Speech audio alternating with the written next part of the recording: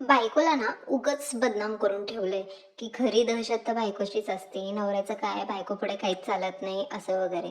पण खरी दहशत ना सासूची असते. जेव्हा सासूचा कॉल येतो ना तिच्या मुलासाठी, ती फक्त एवढंच विचारत असते, "स्वयंपाक झाला का? आज काय केलंय? कोणती भाजी आहे? जेवलास का? डब्बा नेला होता का?"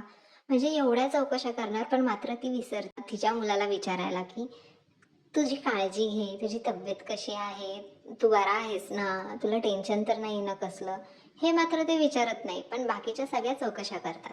आणि हां, मेन मुद्दा तर इथे सुरू होतं. जर आपण मसाले भात केलेला असेल ना, नवरा मात्र सांगतो, की नाही डाळ, भात, भाजी, चपाती केलीये. म्हणजे कसं नवरा पण एक पाऊल पुढेच भेटलाय. काय करणार? त्यांचंच तर लेकरू आहे. तुमच्याही घरात सेम घडतंय का? नक्की कमेंट करून कळवा. आणि हां, नवीन असाल चॅनलला तर सबस्क्राईब करून जा. भेटूया नेक्स्ट व्लॉगमध्ये. बाय.